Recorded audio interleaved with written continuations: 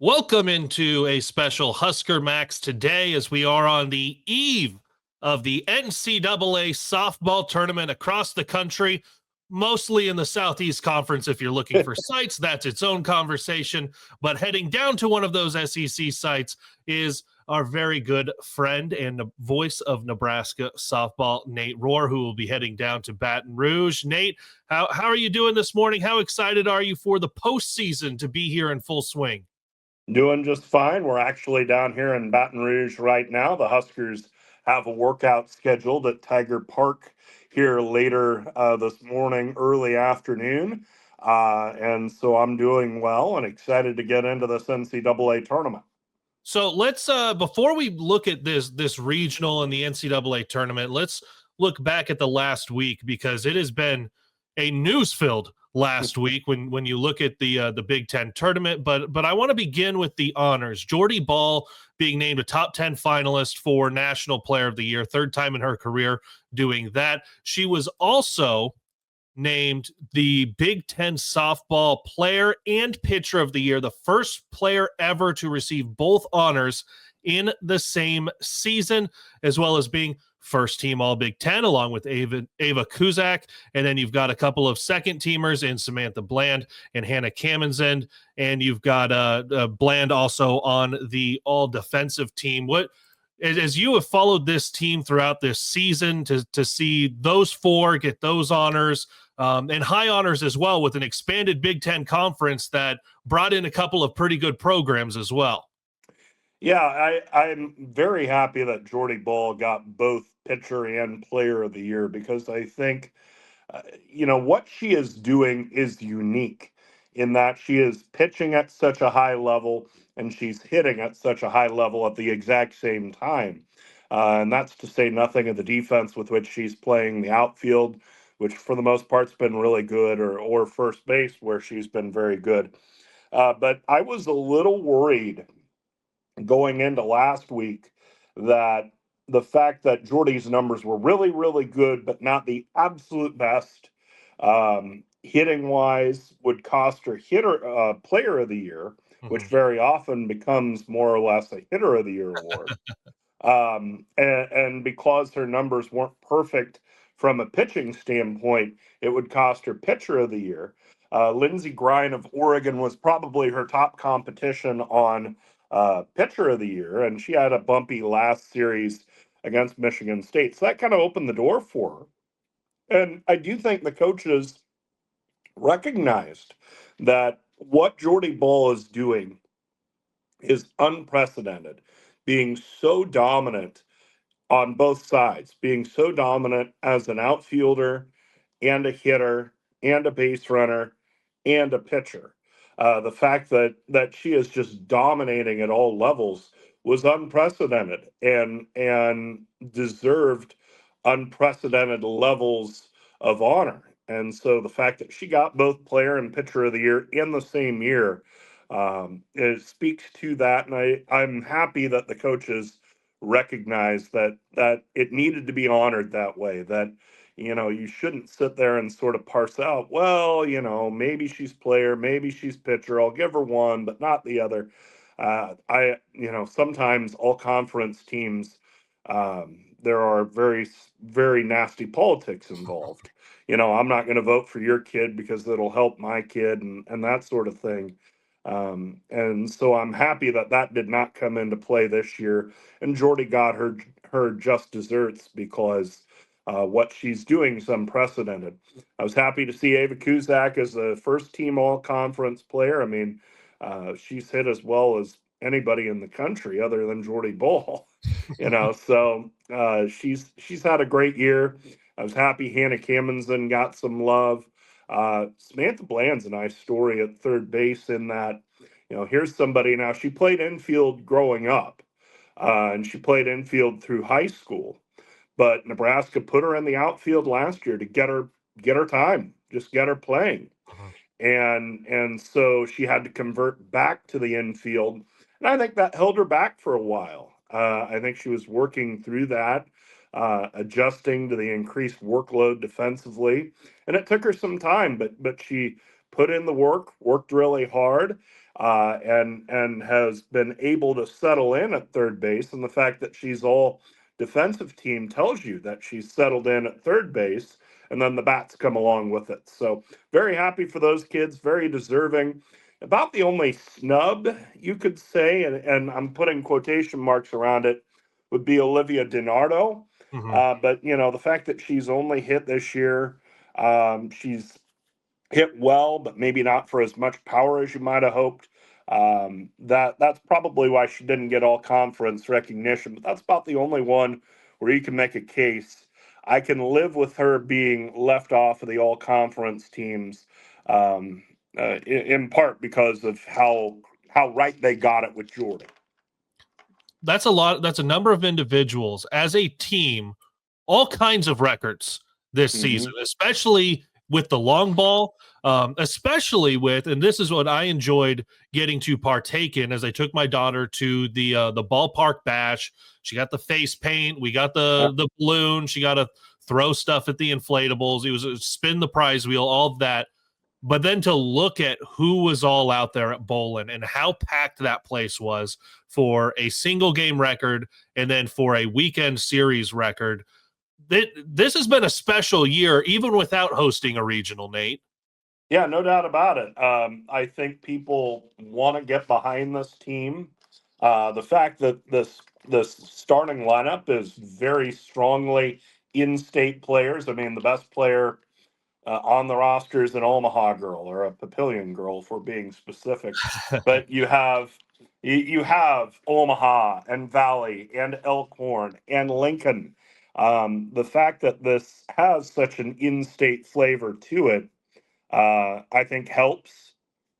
But I think the biggest thing is that here you have an in-state player who's the face of college softball and able this year to do her thing, and she's done it at an incredible level. So it's been amazing to see Bowlin Stadium full. You think of a lot of these Big Ten stadiums, and a lot of them aren't very big anyway, but very few of them ever get full. The weather's never great. There's not great fan interest in some places. So it's usually a fight to fill up a Big Ten softball stadium the way some of these SEC facilities are.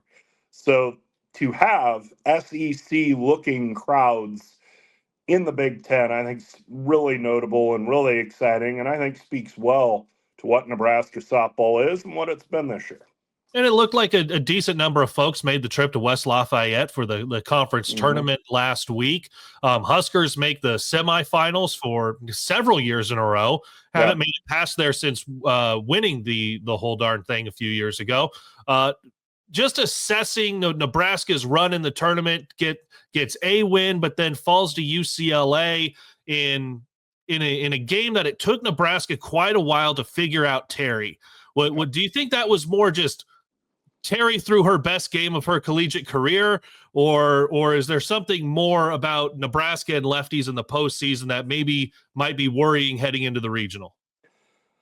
I think Terry threw pretty well. We'll start there. I thought she was changing speed. She had her hitters crossed up. She's also the best pitcher Nebraska had faced in 6 weeks, and maybe longer. So, Nebraska, there are good pitchers out there at Northwestern and Washington, but nobody to Terry's quality. So it's just tough to deal with a pitcher that good when you've been facing routinely pitchers that are a step behind that. And so Nebraska had difficulty adjusting. She threw well. UCLA was able to put some pressure on Nebraska by scoring runs. So it's nothing that really concerns me long term. It is something that you hope they're able to adjust to, especially into this regional and facing LSU. Not to get ahead of ourselves, UConn's first on the menu, but LSU has pitchers of vaguely that quality, and you're hopeful that seeing that sort of pitcher last Friday will help them if they were to face LSU, as we all hope they do on Saturday. Yeah, let's take a look at that regional down there in Baton Rouge, opening up against UConn, 2:00 tomorrow. Of course, we say to listen. I'm sure that we can find a way to sync up ESPN Plus and the Huskers radio network call, because that way it is the most fun. I love whenever the Big Ten Plus production is just synced up to the radio call, because like I heard you say this last weekend, the real talent lives on radio. Yeah, But that's right. As you know. Huskers and Huskies to open it up. What do we know about UConn, who hasn't been in the tournament in a hot minute?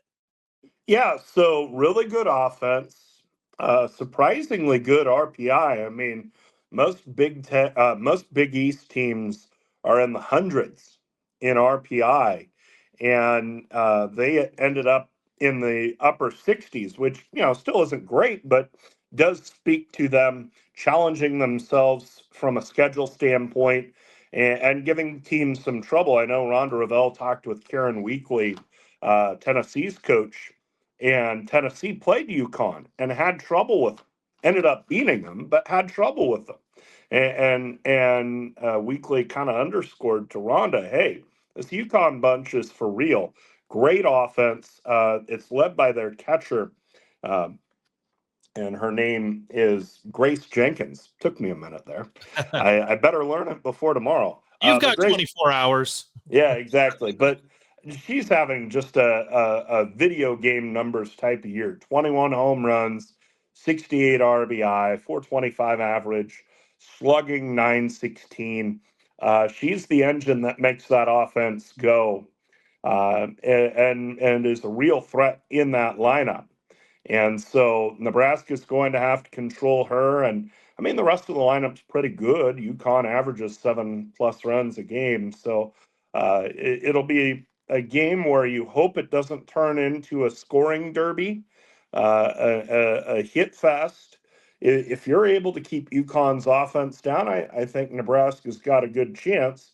That's going to require pitching it pretty well, because I think this UConn lineup is a little better than you might have thought, just kind of seeing the name pop up on the bracket on Sunday. UConn won the Big East title 18-4 over Creighton in that championship game. They are Thank you for your service. They are 35-17 on the season. On the other side of the bracket, you've got LSU at 41-14, Southeastern Louisiana 48-14. Start out with the Cowgirls, who won their second straight Southland Conference tournament title, and they'll have to take on the host in LSU to open things up following Nebraska UConn. So Southeastern Louisiana, and they're actually, and I hate to correct you, the Lions, the Lady Lions. Oh, yep. I think I pulled up Southeast Louisiana when I wrote that one out. Yep. Always unfortunate to get your directional schools crossed up. The Bayou Directionals. Yeah, another good offensive team, team that pitched it pretty well this year also. The one thing that scares me about them is how they run the bases. They are one of the best base stealing teams in all of college softball.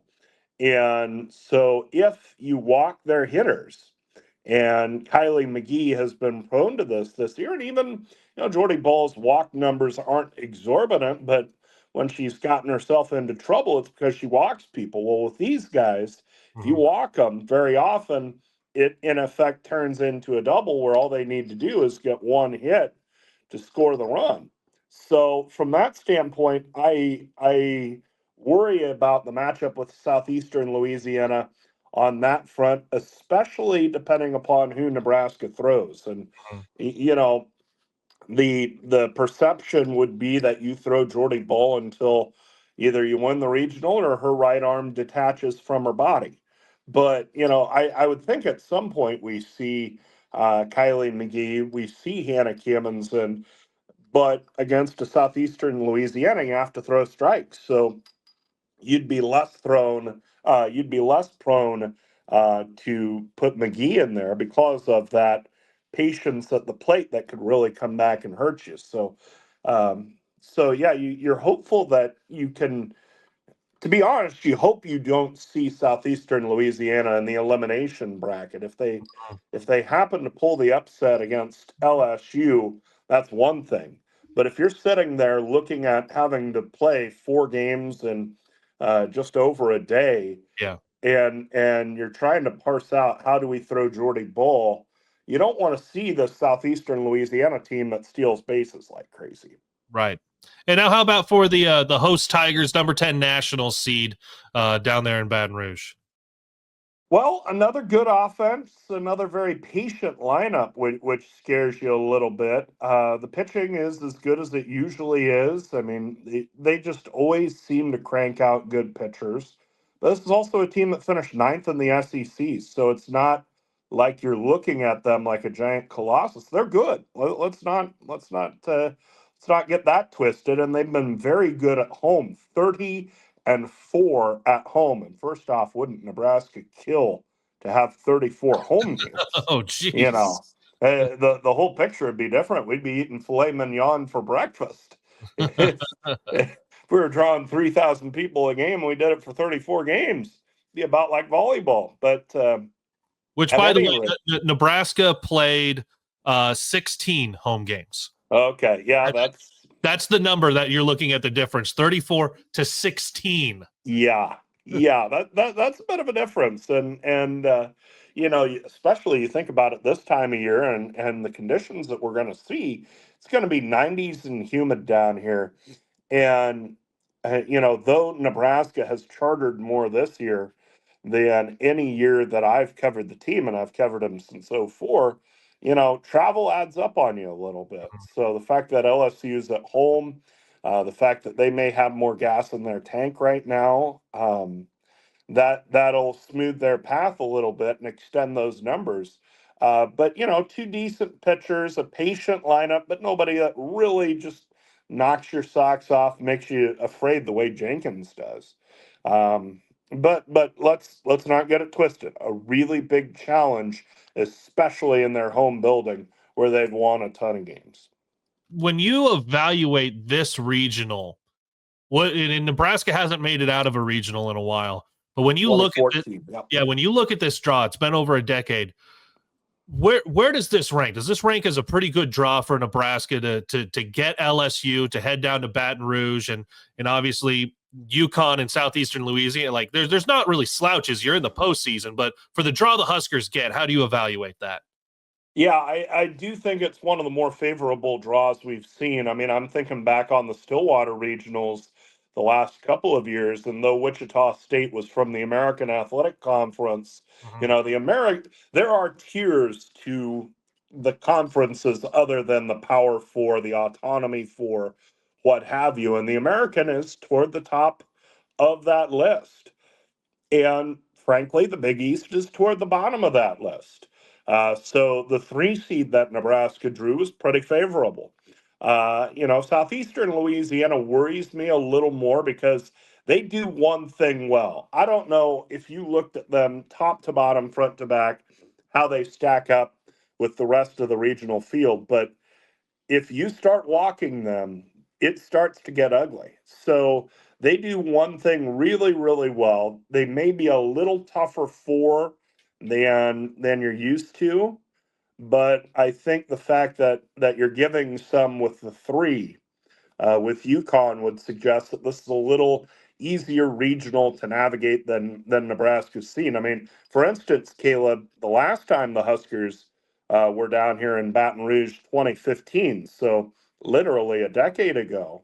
I mean, that was the made-for-TV regional where LSU was the top seed, Arizona State was the 2, Nebraska was the 3, and then I think the 4 was McNeese State or somebody like that. But the point Arizona State.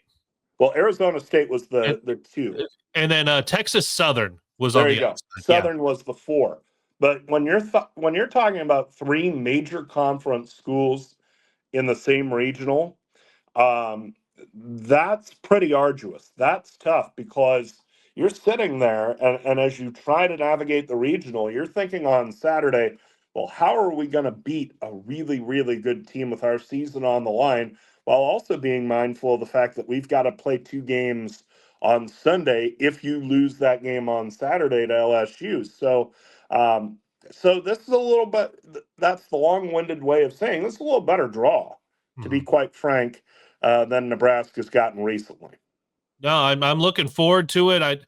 There's something about taking on these SEC teams, these big time programs, the programs that you see their names a lot, the LSUs, and the 7 seed potentially in the Supers is out of Knoxville. Yeah. So there's a lot of interconnectedness in all of the history, and a lot of this for me goes back to what are the names and the brands that you see with football, but for softball, these are the brands, and Nebraska is up there with them.